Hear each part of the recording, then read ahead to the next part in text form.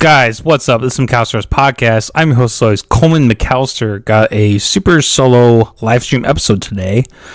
Want to talk about a couple different things. I've been meaning to get around to talking about this. I meant to do it last week, but even though I'm not busy, I'm somehow busy. So I was busy doing busy things, and did not quite get to this because the release of the film that I want to talk about, the Animal Farm revamp, adaptation, etc., whatever you want to call that garbage, that released so not the last Friday, but the Friday before. So it's been in theaters for a little bit, so I'm a little behind talking about this, but anyways, let's get into it. So Andy Serkis, who those of you might know from the Lord of the Rings movies where he played Gollum. He was also in King Kong. I guess he's in the Marvel stuff too, which I wasn't aware of, but prominent actor in the Hollywood landscape, in the media landscape. You mentioned Gollum, everybody knows who that is, right? And the actor behind him. So he did this, I guess and we'll watch a clip here, but I guess from the interview that I saw with him with Reason TV, he has been trying to get this done for a while, and it's finally coming to fruition. This was something that was, when the trailer first dropped, was criticized.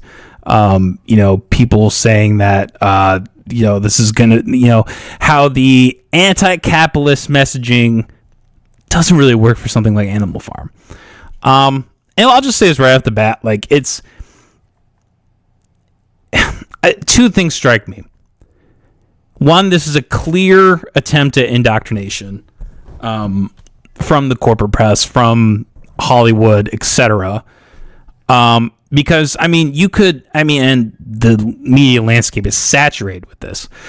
But you could very easily create a movie or even adapt a movie that is anti-capitalist that would work fine. The best, this isn't a kid's movie by any means, but the best example I can think of is There Will Be Blood. Very anti-capitalist, and even as somebody who is an anarcho-capitalist can see I can see where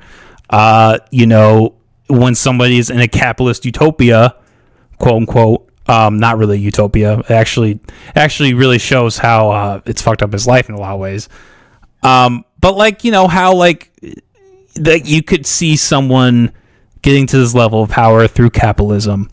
I think something that the movie doesn't really talk about is how everybody's lives are better because of the extraction of oil that this guy, the guy in the movie did. So if he made a bunch of money, fine, that still helped humanity as a whole. I think that's way better than anything that the government does. I digress. But so this is a clear, a clear,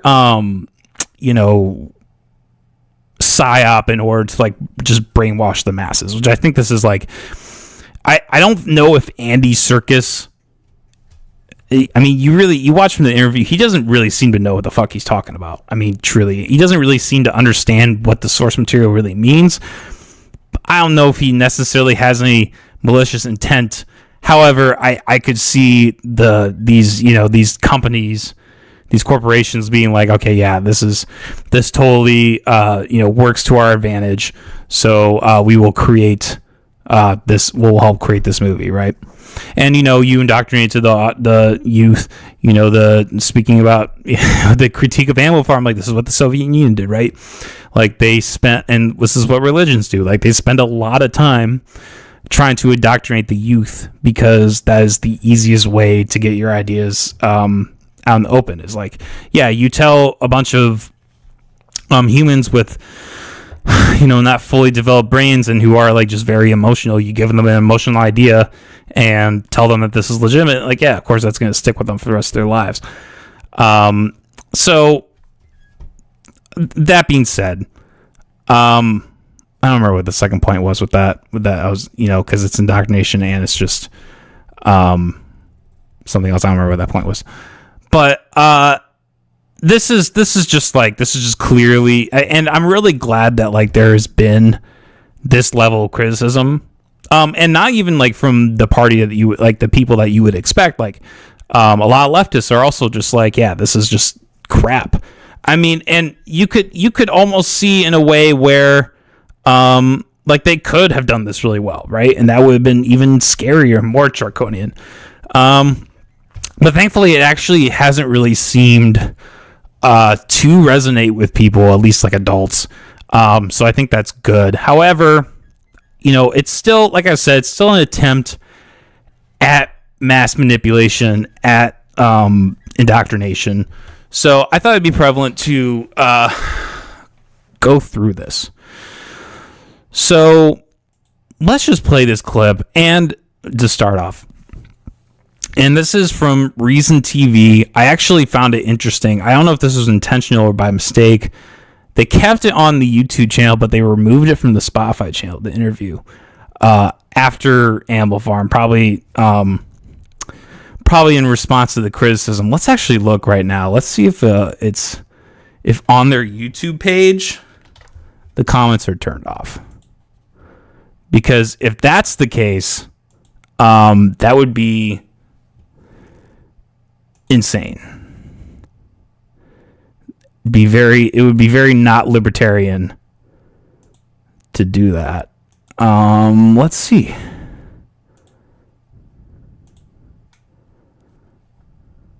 Okay, they didn't turn off comments, so that's good. That's good, at least. But anyways, let's just play this first clip because I found this just to be really it's a trip. This is an adaptation and an updating of it. So obviously it's not about communism. And in Animal Farm, Napoleon, the lead pig, the most equal of all the equal pigs is Stalin.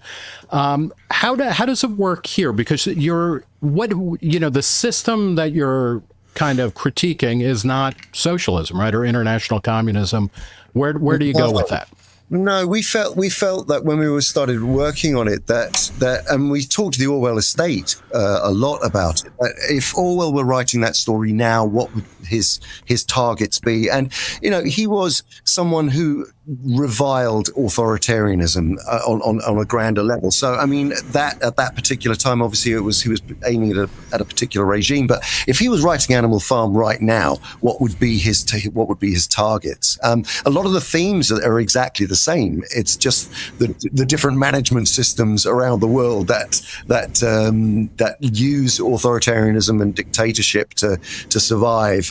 Obviously, are thriving, and this is not a sort of a stab at any one leader in terms of the allegory. We're not saying this is this political leader, but it's having a go at all of the framework of what controls us and what is authoritarian around the world, like the misuse of information, fake news, all of those things which are themes in the book, the corruption of power, and so it was looking at that in a modern context for a young audience, which is crucial. It was written as an allegory for young children to read, as I read it when I was that age, because And that's actually not true. He likes to make this claim that like the Animal Farm, the source material, was this children's book. Not the case. But I mean, look, George Orwell was a socialist. This much is true. However, if you read 1984 and Animal Farm, it's amazing to me that you could think of anything beyond socialism, or at the very least, the problems of government in general. And it's really interesting to me that he will coin this term authoritarianism, and he really makes it vague and generalized, and it's his way of being able to insert this capitalist framework. And this is, I've talked about this a lot of times. This is like what a lot of lefties will do, right? They'll be like, oh, these big bosses are authoritarian because they're the boss and we're the worker. The reality is you're an employee that voluntarily took a position that he or she voluntarily gave to you, that you accepted. Now, you could say like there are things that may not be fair as a result of being employed. Like I just had, personally, I've just had a series of jobs where there were a lot of things that were imposed that were not fair, right? But I mean, the fact is that I could have quit at any time. I could have tried to negotiate. They were not holding me at gunpoint, trying to get me to, to do this, to like, they weren't like enslaving me in any real sense, right? So like, and this is just like, people say like, oh, we're the slave. It's like, you can quit, dude. And now, like, look, I can understand in this climate how it may seem like when you've reaped the benefits of a capitalist society for decades and decades, when you're living in abundance, it's very easy to see very easy to think like, oh, this is unfair, so therefore I'm a slave. Take this compared to any Soviet, this model compared to any Soviet situation, and it is a million times better. You know why? Even if you want to say it's quote unquote unfair, you know why this is still way better than any government initiative or entity like at all, is because there's a sense of voluntarism. Because even though it might seem unfair that your boss is doing these things to you, it is far preferable to having a government official show up to your house, point a gun at your face, and say, you're going to go into this cage and we own you, essentially. There's no, even in the corporate landscape that I think, and we'll get into this, like I think a big part of why that is a corporate, like the differentiation between a corporation and a free market business enterprise, is it is backed by the state. So even though it is far preferable, like a corporation is still far more preferable to like a socialist dictatorship, is still infiltrated by the government. So you could say that there's a power structure there. However, I mean, this is what Andy Serkis is doing. This is what a lot of leftists will do, is they will point the reason why this is bad to capitalism, where capitalism, true free market capitalism, is actually the solution. But anyways, and I think when you look at his explanation of what is going on here, it just shows how little he truly grasps it. But anyways, let's keep playing. Yeah. Oh, I was going to say, it obviously the Napoleon character, who's, and there are, I'm not going to give any spoilers to your version of it, which, again, it's an adaptation. It's not a direct, replication of the novel. But Napoleon, who becomes, the pig in charge of Animal Farm, part of it is just that when you have power, you want more power. Right? Or you start to exercise more power and start to critique it. Then there is the overlay of, the intersection or the relationship between the farm that the animals are running and then a big department store or a corporation. Are you drawing an equivalence between corporate power and, totalitarianism, or where is that line being drawn? We're drawing a parallel between misuse of power across all aspects of modern life. So whether it's So notice he didn't answer the question, but anyways. Whether it's in the office space, whether it's in as part of a big corporation, whether it's individuals bullying, it's about what happens when someone, and it's also about governments who stop listening to the people who have put them in power. So it's not that was him remembering what podcast he was on. It's like, oh wait, actually yes, it actually is about what the original source material is pointing at, right? Look, all those examples. The individual thing, I guess, has some merit, but I mean, if you're gonna look at what represents that, it's more clearly socialism than capitalism.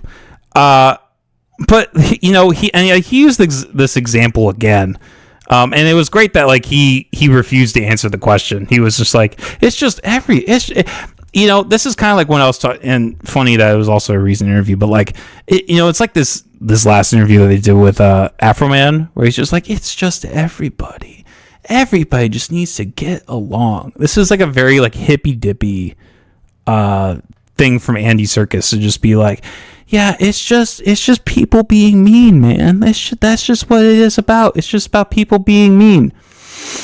Yeah, man, people are mean. People are mean. There's not this binary that you get to live in life where it's mean people and not mean people. That you get to like control the mean people. Like there's an avenue for you to say, okay, we're gonna get rid of the mean people and we're gonna have not mean people. That just doesn't exist. And like, look, his example of like, if there's inequalities in the workplace or bullying in the workplace, you can quit your job. That is an option. It's not ideal. It's not perfection. It's not a utopia. It is far preferable to being forced at gunpoint to be in that situation. And this is just the part that like these types are just refusing to grapple with, because I think part of it is because like I shouldn't say it isn't reality, but it's not the current reality we face, right? Like we are so entrenched in this corporate world. We are so entrenched in this pro-government world that it's hard to see this idea of like free market capitalism or to just live by morals and to live by logic and morality. But I mean, it's just the truth. I mean, you just go through it logically. You look at these countries that have worked closer to that model than the socialist model, and they are far more successful. Even in terms of like America, right? Like America has never been a quote unquote like pro-capitalist society, but it is by far been far better than countries who've gone the opposite way, right? Not to say that America is a capitalist utopia. I think there is. I think the things that are detrimental to America are more akin to socialism. But I mean, again, we don't live in this binary where it's just going to be good option, bad option. As Thomas Sowell said, life is not. There are no solutions, only trade-offs. All we can do as people is make the best of what we have. And in a socialist dictatorship, in a socialist quote-unquote utopia, that doesn't exist. They sell it to you like it does. It sounds really nice, but the end result is always mass starvation and concentration camps. But anyways, let's continue this. Kind of what it's not a one-to-one. It's sort of it's looking at the abuse of power and the manipulation of an innocent young mind having to who begins to follow this creed, if you like, that he thinks is meant to be good for all, but actually ends up being only good for the elite. And that's really so we invent. That's rich. That's rich. That is fucking rich coming from him. Talking about, and essentially talking about indoctrination, the exact same thing that he's doing with this movie. You can't make this up. Like you literally just said that with a straight face. That you're taking apart and this idea that like it's innocent and that this is the ideology that like you're promoting an ideology. Maybe not really, because we're going to go through the plot and it doesn't really make a whole lot of sense. Like when you watch it, I haven't seen the movie, but from what I understand, it does seem like a really half-baked concept. But like the concept that he's promoting, like that's still a concept. Like it's not like he wants to live in this world of ambiguity, but that's just not life. That's not reality. You don't get to do that. Anyways, let's keep going. Entered a character, which actually is taken from later on in the book, when there's a scene a long way into the story where the young piglets of the next generation, who are now the elite, are separate from the rest of the animals, and they can barely remember the rebellion when all of the animals rebelled together. And so I decided to take the notion of this what if you had a young piglet and see it through the eyes of this young innocent piglet, backtrack, put him into the story where all animals are equal, and then have him be sort of taken on this journey, a sort of journey, putting him in the driving seat, putting our young audience in the seat, the moral maze of what happens if you have two different people telling you two different things. Someone who's saying, Snowball, the character of Snowball, we're doing this all together, and Napoleon, who is charismatic, funny, witty, leading, gaseous, flatulent. Yeah, and I hated the interviewer kept interrupting, but I like, again, this is also, it's almost hard to to really take this apart because it's all so half baked. But like, I don't know. You have here in a business. An idea of like a business, you kind of are all doing it together in a sense. Now, yes, with corporations, there does tend to be a separation, but it's I mean, maybe with automation, that's a little different, like with AI stuff. But like, if you're gonna speak like a 1-to-1, like a hierarchy, like a totem pole, you need the bottom in order to operate. Like if you are in a factory, you need people to be able to put the stuff together in order to ship it out. Like, you need that. And you need to give people incentive to be able to do that. The government doesn't need to do that. They will take you by gunpoint, force you into that position, and the cost, if you don't do it, you'll be shot. Option A is far more preferable to option B. But he wants to act like, and I mean, I think in that it shows that he completely missed the point where he said, what was it, like, that like all pigs are, like, all animals are equal, and the whole point of the book was that they're not. That was the whole point of the book. Some animals are more equal than others. Like that whole thing gets flipped on its face like almost immediately. But he's like, really? That's what you took away from it? It's just half baked, dude. Honestly, I think we'll just end it there because then actually, let's just play the last little bit of this, see if there's anything. He's flatulent, right. Yes. Exactly. But he leads him in a different direction, and he succumbs to that because he believes that Napoleon is right. Because all leaders who are witty, charismatic, and flatulent, this is an ad. Okay. I mean, look. He's talking about Trump. He's talking about Elon. And look, these are by no means, great examples. But like, what's the alternative? Biden, Kamala. Like they're all that much better. Like, look, if you want to if you want to criticize, that group of people, you better be willing to criticize the whole fucking thing. There's another. I didn't include this in the clip because it seemed just kind of redundant. And the interviewer asked him like multiple times this question, and he said, "Do you think in the time that this book was originally written, like in the 40s, amidst World War II and all that?" He said, "Do you think that the world is a better place now than it was back then?" And his answer is no, which is astounding to me. I think people who answer that way have no true understanding of what it was like back then.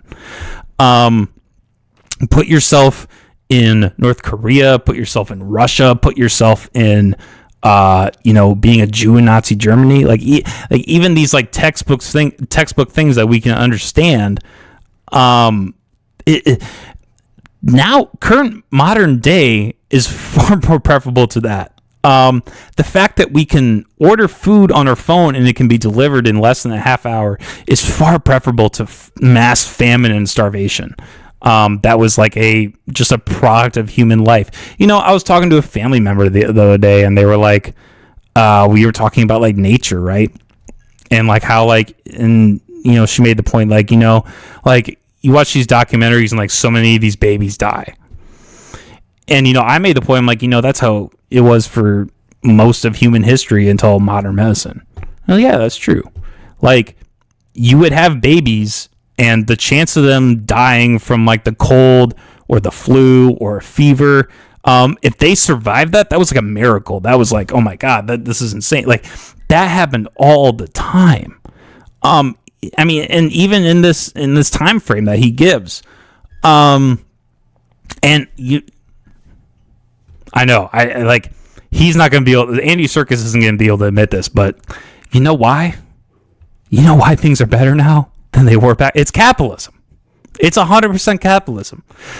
Our ability to create technology to make our lives easier is the reason why life is better now. And the only way that you could paint it otherwise is if you're gonna take this privileged idea, which is like, oh, well, technology makes us sadder. Like, social media makes us sad. And there may be truth to that.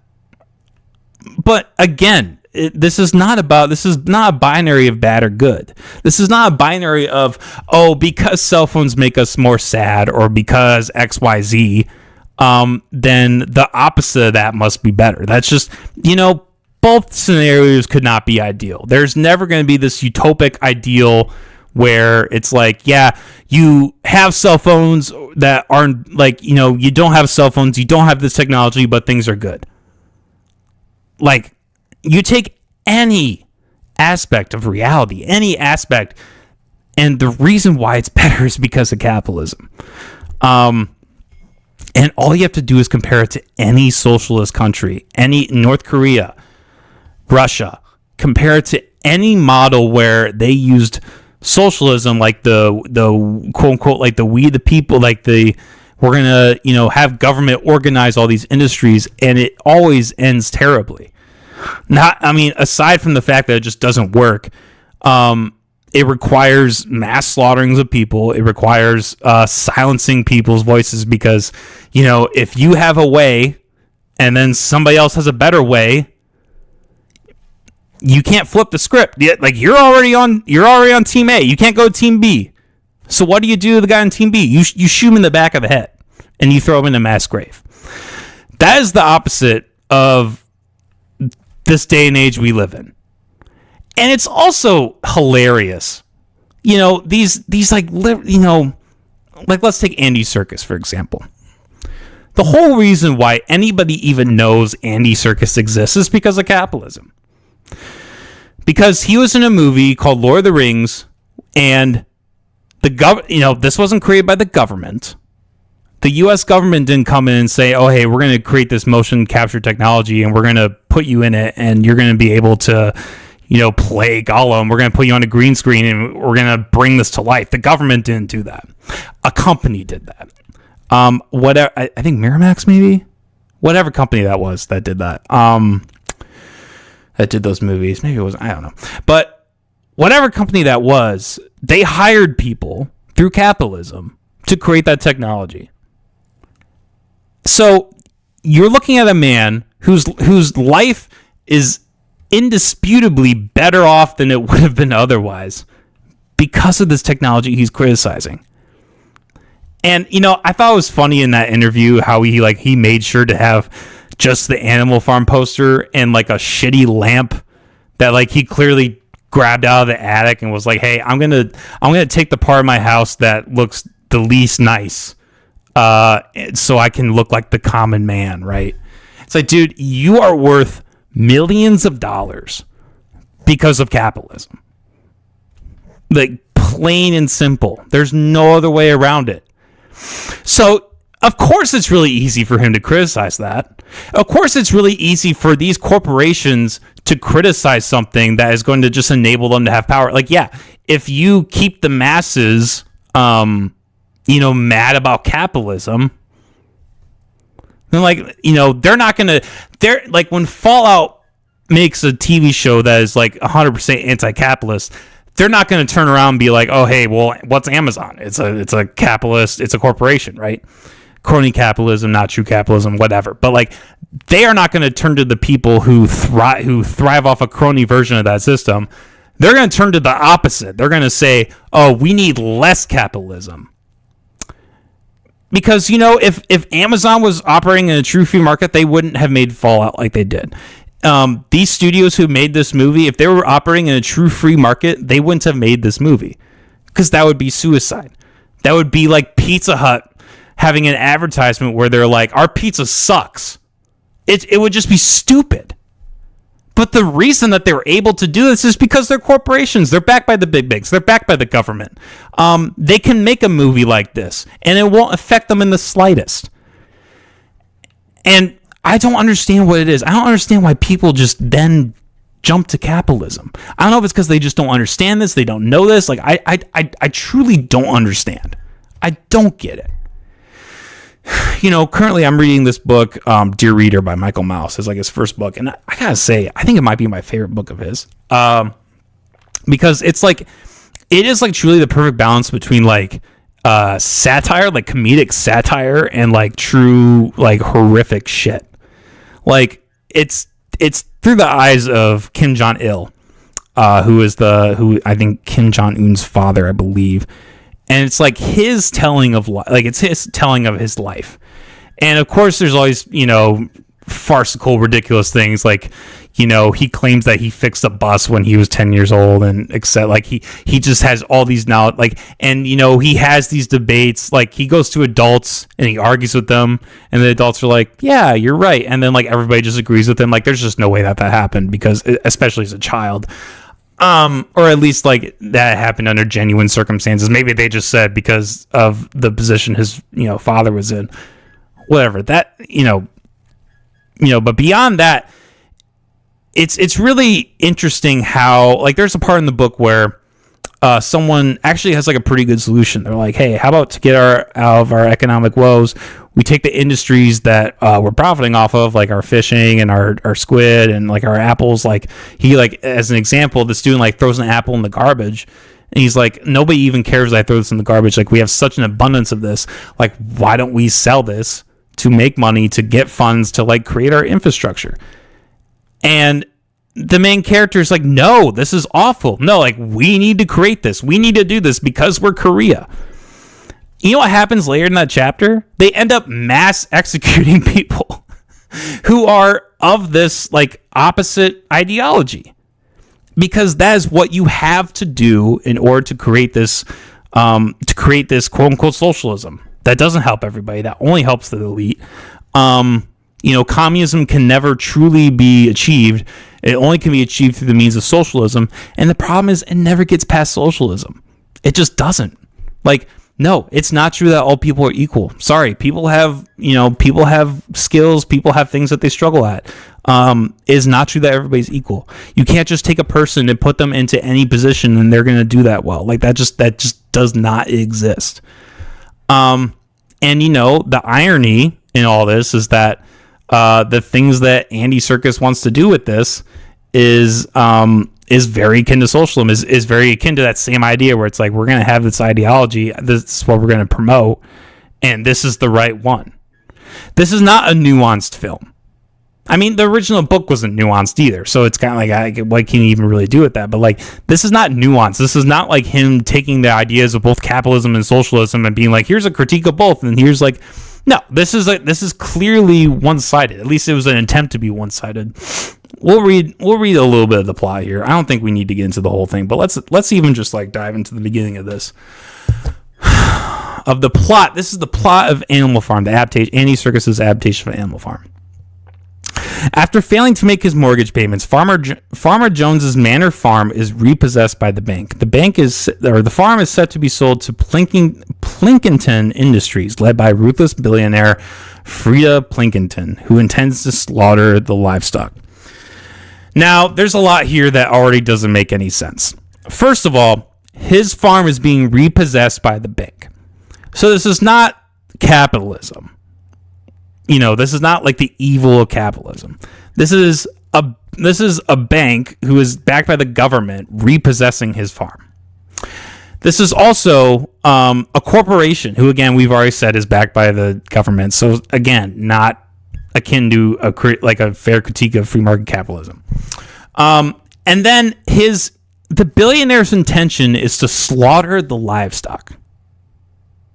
Now, as we've covered, you know, like we talked about this with the whole Fallout thing, right? Like, In a free market, it makes no fucking sense to take out your customer base, to take out your industry. Like, if you're like, hey, I want to buy this industry and I'm just going to destroy the whole thing, like, yeah, that's a great investment. That's a fantastic investment.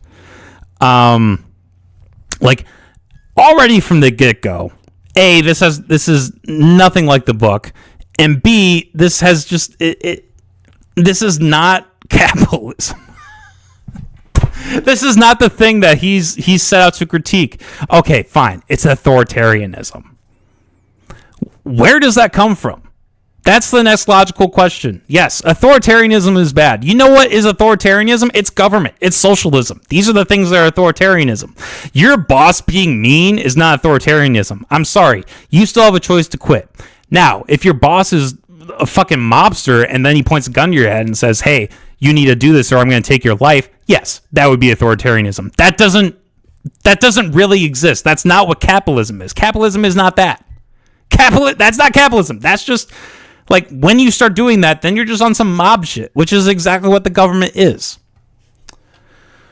I don't even know. I don't even know if this is really worth reading. Let's just do it. Fine. While the animal, and spoiler alert, sorry for anybody who actually cares. While the animals initially believe they're being taken on vacation to a laughter house, a sow named Snowball realizes the true fate and decides that the animals should rebel against the humans. The animals drive out the owners and take control of the farm, renaming it Animal Farm. Under Snowball's watch, they establish an autonomous government with a code of laws designed to prevent them from becoming like humans. Okay, so again, you're gonna paint socialism as capitalism, and then you're gonna implement socialism. Okay, great job. As the animals struggle to learn how to run the farm on their own, fellow pig Napoleon objects to Snowball's plan to build a watermill and begins convincing the other animals that Snowball is hindering their freedom. Now, that is accurate to the book, and that is part of like the critique of capitalism, right? It's like what I was just talking about. You have idea B. If it goes against idea A, you got to do everything you can to get rid of B because you can't be wrong, right? Napoleon pressures Snowball into leaving, seizing control of Animal Farm. Meanwhile, in an attempt, and how is this capitalism? He seized control. Yeah, because that's what corporations and companies do. They seize control. There isn't like some mutual exchange of capital. There isn't like some risk reward. It's just government mob shit, right? However, the animals okay, sorry, I skipped ahead. Meanwhile, in an attempt to take the farm once more, the bank requires the farm to pay $1,000 per month, expecting it not to be able to. Again, this is socialism. The big banks is not capitalism. The big banks is socialism. The big banks is government.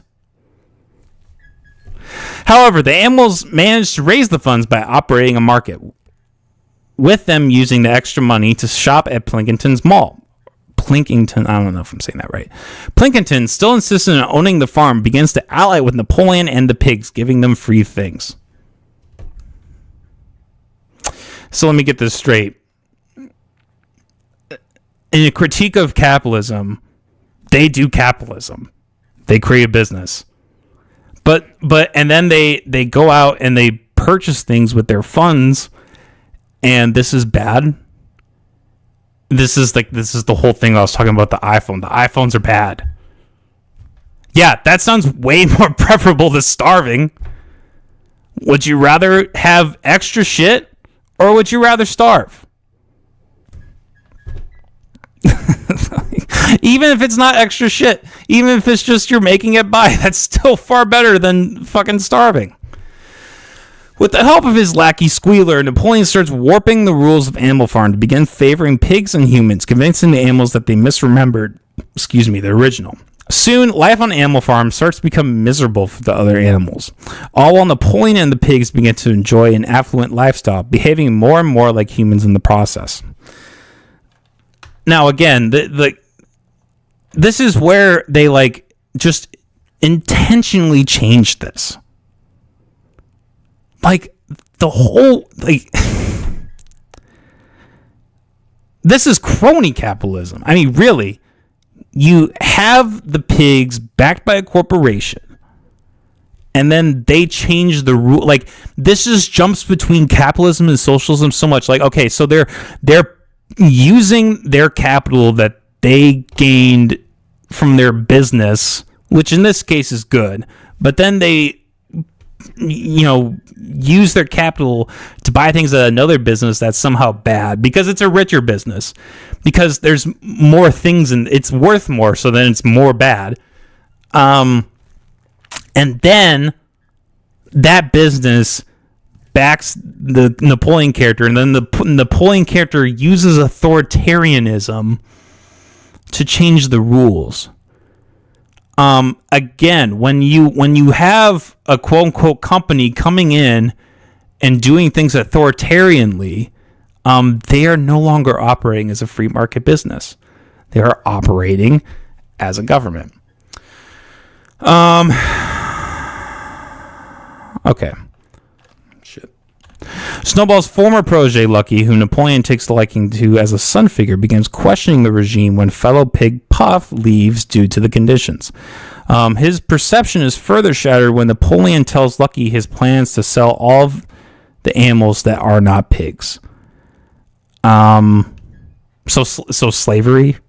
So now the business is slave owners. Yeah.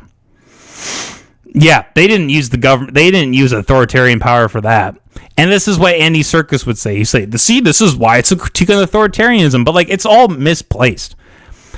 You're generalizing authoritarianism to just mean bad person do something mean to good person, and that's not at all the case. The difference between authoritarianism and the opposite of that, which is like capitalism and choice, etc., is that it's choice. It's the fact that you have a choice. There's actually something in that where it's like the fellow pig Puff leaves due to the conditions. Like that's capitalism. The pig decided, okay, this is a shitty situation, I'm going to leave. In a true authoritarian regime, they would just shoot the pig. They'd be like, no, you're not fucking leaving. No way. Okay, let's wrap this up. Feeling despondent, Lucky is motivated by the elderly donkey Benjamin to rebel against Napoleon. Lucky and the other animals stage a plan to ridicule Napoleon as he addresses Plankinton's company. However, the dam breaks, flooding the farm. After both of them end up on the water tower, Napoleon tries to fight Lucky, ending up drowning and being trapped by the water tower. With Napoleon gone, Lucky and all the other animals look up towards the stars, uncertain but hopeful about their future. Now, this completely warps the true intent of Animal Farm. So if what the ending of this really shows is that the loop is just going to continue. This is exactly how every Soviet regime came to power. In Russia, the Bolsheviks were, or I always get confused if it was the Bolsheviks that they were against or that they were that was in support. Anyways, a group of people, I believe is the Bolsheviks in Russia, wanted to overthrow the monarchy of Russia. And, at surface level, like, yeah, that's a good, like, monarchies are awful. Like it's an acquisition of power. It's nobody really has any true freedoms. Like, yeah, it's good to get rid of that. The thing that came after that, though, however, was arguably worse. It was a state of true thinking. Like the Bolsheviks immediately, like the thing that they wanted from the get-go was like, we cannot have free speech. We cannot have an exchange of free ideas. Anybody that has an idea different from us, we need to just put them out of their mass execute, slaughter them, put them in concentration camps, etc. So if the movie had continued after that point, it might have actually been a fair critique of socialism. Like, oh hey, because that was the whole point of the book. Is like, yes, there's a farm that the man who owns it is controlling, and the animals get together and think that our conditions are awful. We need to get rid of this farm and create our own thing. And then what happens? They fall into the same trap. Because every time you have collectivism, every time you have something resembling socialism, it doesn't work out. What you need to make people's lives easier is a competition of ideas, is free speech, is all these things. And none of this is prevalent in this. And like I said, this is just like a half-baked thing. Like, this is what socialists do. Like, they'll conveniently end it at the point. Like, if they were retelling what happened in Russia, the movie would end with them overthrowing the monarchy, and that would be the end of the movie. They'd be like, oh, hey, yeah, they lived in peace and harmony. The thing is, they didn't live in peace and harmony. Things got way fucking worse. And that's what it would be the same problem once they overthrow Napoleon. Like, the whole reason why the book ends the way it ends, the original book, with Napoleon laughing it up with the humans, is because you realize, oh, this gambit is the same across the board. But Andy Serkis doesn't want to have that vowed critique of that. He wants to just paint this picture of, oh, if we all get to this half-baked hippie idea where it's like, if we all get together and we fight against the mean people, then things won't be mean anymore. That's not life, dude. And when you're trying to indoctrinate children into thinking that has disastrous consequences. Look at religion. Look at all these Soviet regimes. Like, their number one thing, always, the thing that has tied all that together, is you got to indoctrinate the children. You got to indoctrinate the future. That's the best way of success. You try to reason with adults, people with fully functioning brains who have other different ideas, you're going to lose. You argue with kids who don't have any ideas, yeah, of course you're going to fucking win. Anyways, I think I've ranted on enough about that. Yeah, I mean, I didn't see the movie. I'm not going to give them my money to see it. If it goes on streaming, maybe. It's gotten pretty shit reviews, though, so I probably won't. Okay, last thing I want to talk about before we wrap this up. I was listening to, I don't want to say I'm like breaking any news or anything. I think this is actually, a couple days old by now, almost a week old. But they have done some recent polling, and I was doing research before the episode, and it seems like this has actually happened for a couple different pollings that show if basically what the question was, if you were to have the general election, like the presidential election today, who would be the Democratic nominee? Across the board, there are a couple different polls here. So there's this poll that is seems to be shows among Democrats who would be the leading candidate. It shows Kamala Harris at 50% and Gavin Newsom at 22%, which I find that hard to believe. But then there's this poll from the youth poll, or from Yale, that in my mind shows probably a more accurate representation.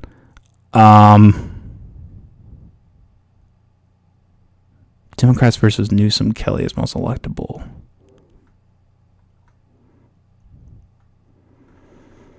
Okay, that's weird. I don't know how that plays into it, but this one is not by as much of a margin, but it does show Kamala Harris in the lead.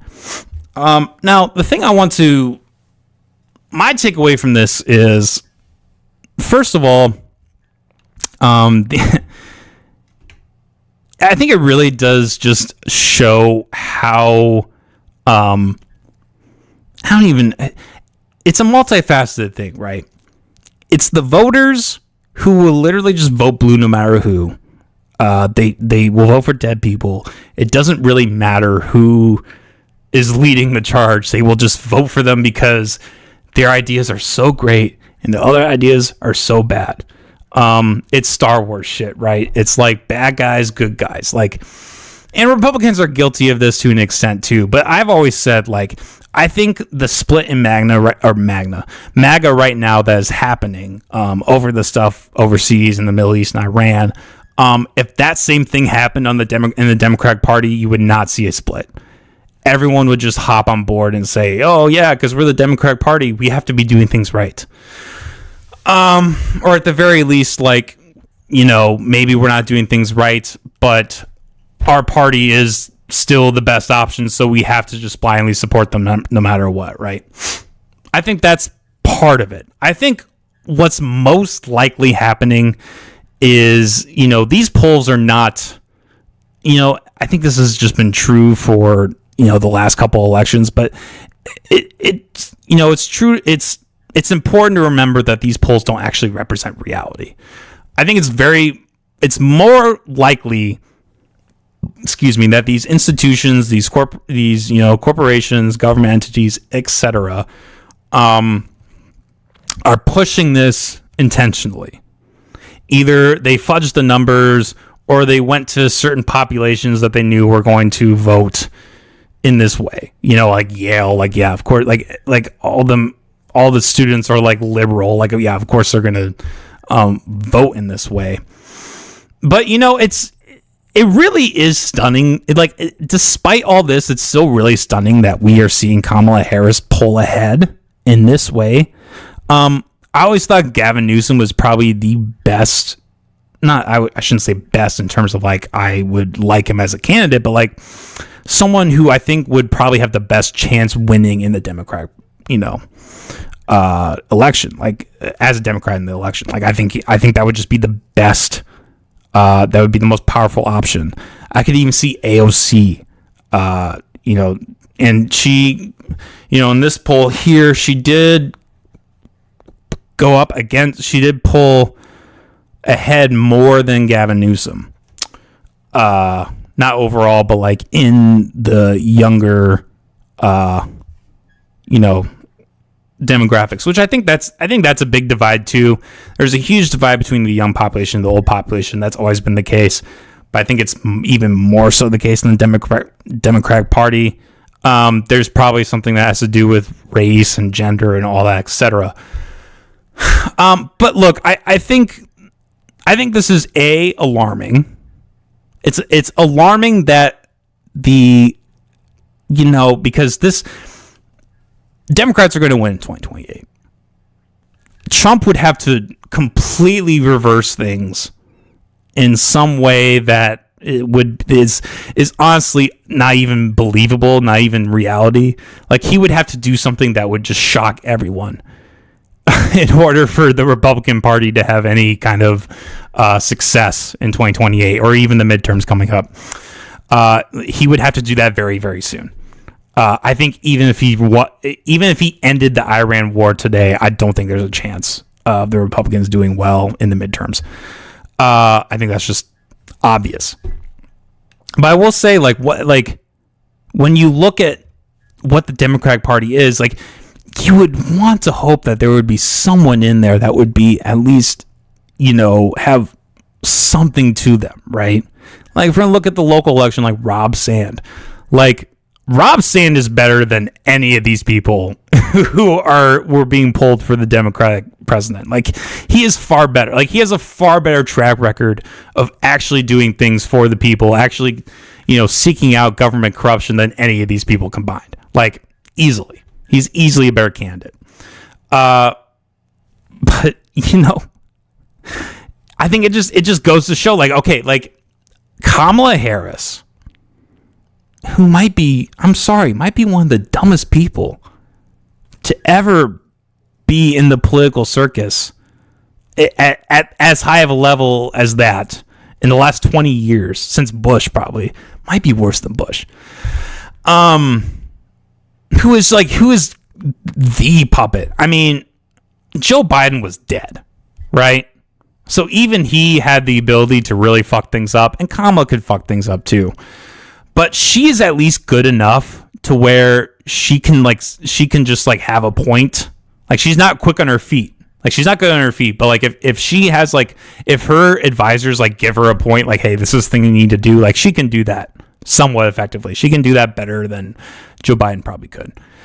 But look, this is the candidate who said, what would you do anything if what would you do differently in your presidency as opposed to Joe Biden?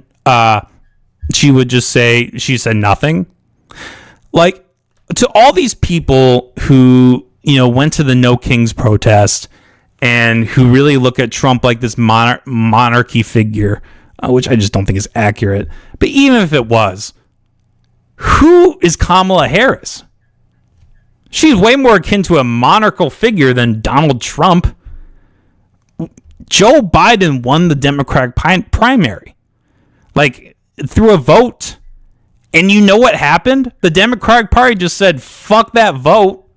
We are going to put our own person in place. And even after all that, it seems that if not the liberals, at the very least, the corporate press are still going to push this figure because they don't care about that. This is why, like, I think like the socialism stuff is like just so scary to me. Because this kind of stuff is way more akin to that. And that is like the fact that is their bread and butter. I think that is the best chance that Republicans have of claiming any kind of victories in the next year or the next years to come is because of this. Because like they are so fucking bad on this issue. Like AOC is a pure socialist. Bernie Sanders is a pure socialist. Kamala Harris, not a pure socialist, but very socialist leaning. Has all these DEI initiatives, and it's just shocking to me. It's not shocking, but it's shocking at the same time that like this is the person we're going to take seriously. In the same way that in the 2020 in the 2020 election, there was Pete Buttigieg, there was a handful of other people who seemed like fairly okay candidates that like would at least succeed. Like in terms of like en masse in the population, like that would be something likable. Who did the establishment pick? They picked Joe Biden, and it wasn't because like all the people, like everybody voted for all the people that were there, and Joe Biden won. It was because everybody else got a signal from the DNC to be like, okay, you got to step down because we need Biden to stay in the running. And all the good candidates, Bernie, I mean, not he's great, but like good in the sense of they would have done well. Like Bernie, Pete Buttigieg, like all these candidates, they dropped out and they all blindly said, yes, we will back Joe Biden, who was literally a corpse. And they all did this because they don't truly like stand for any, like, believe anything they stand for. They want to win. And Kamala Harris like isn't a winning candidate.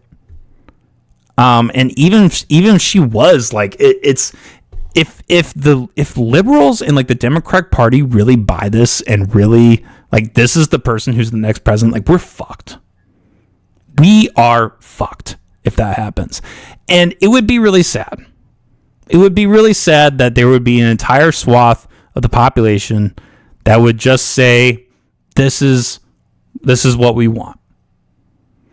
Not like just say like, hey, I'm not participating, whatever. My party is superior. I'm not going to listen to any other ideas. I'm not going to listen to the counters. I'm just going to know that my party is pure because we're the good people. We're going against the mean people. Trump are the mean people, and we're the nice people. And I'm not saying that Trump isn't mean or like isn't a bad guy, but again, you're painting the facade that like you're the good guy, and the Democratic Party is not the good guy. They're both the bad guys. They're all the bad guys. Okay, I think that's it for today, guys. Stay tuned. We're going to be doing some live streams playing the Hitman games. That is the kind of the thing that I'm going to be doing. Because we got the Bond game dropping at the end of the month, which I'm very, very excited for. And I think IO Interactive is the name of the company. Created the ones that created Hitman, the newer Hitman games. They created this as well. So fuck it, why not? Like let's play some of that. Get in the mode for Bond, even though I don't think you can kill as many people in Bond, which is sad. But I guess it's fucked up for me to say. But look, if you're a gamer, you know what I mean, right? You're like, hey, the kind of the appeal of the Hitman games is like you can kind of really do whatever you want, right? And that is kind of like my worry about the Bond game. Maybe they'll restrict it, but anyways, we'll be doing that over the next couple weeks. I'm not sure if we'll do a podcast or not anytime soon. I'm trying to do more research because that's kind of the thing. Like I kind of just pick up things that I hear, see sporadically, but I don't really like do deep dives. And I feel like if I want to be a better podcaster, I should do that. So I'm going to try to do that more. But anyways, guys, have a good night. Peace.